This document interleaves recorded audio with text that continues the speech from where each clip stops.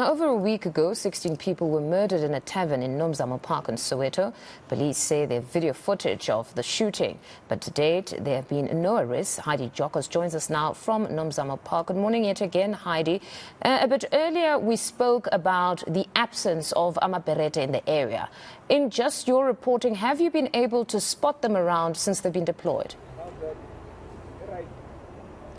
Well, not this morning, Mfundo, and the reason for that is because we are not in Nomzamo. We are currently in White City, where we know that a shooting took place late last night. So according to eyewitnesses and the Lamola family who own this butchery that's just behind me, there was one security guard that came to do patrols after there was a load shedding that was implemented, and this is apparently normal procedure that happens. They came to do a check, and suddenly two men pulled up and shot the security guard and also disarmed him, stole the firearm that he was in possession of because he was indeed a security guard. The owner of this particular butchery says these two suspects then proceeded to walk down the road where they saw another security officer, but he was on his way home. He wasn't armed. Perhaps he was wearing security uniform. Nobody really knows those details as yet, but they also tragically shot and killed him.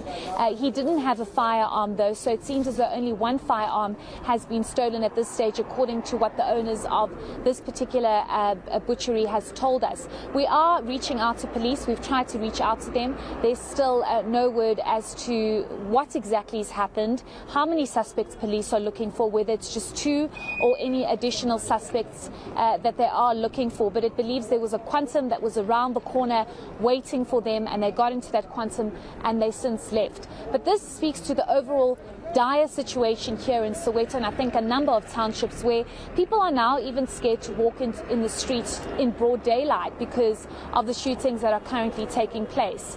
So it's a massive problem. We haven't seen police at all this morning, but according to the owners of the butchery who were eyewitnesses to what happened, they said police responded quite quickly to that tragic shooting yesterday. But we will take a drive later on to see what's happening in Nomzamo and whether or not we can spot the amaberete, because community members here are saying they haven't been able to spot them.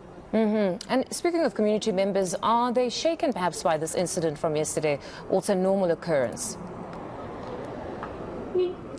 Yes, I think they definitely are shaken. Maybe if I can just ask my colleague Ditiro Silepe to just perhaps show you the broader streets. I mean, people are definitely out and about today. People need to go about their business, but I think people are in complete panic. People are driving past, looking. People are standing on the corners wondering what's going on. And I think it's a huge stress for the community here in White City, Soweto, and just broader Soweto, Mfundo, because this is something that seems to be happening quite often and more than usual. A shooting like this is never usual, but the fact that 16 people were shot about 2 weeks ago, nothing's really been done. Yes, perhaps investigations are underway, but community members want to see action taken.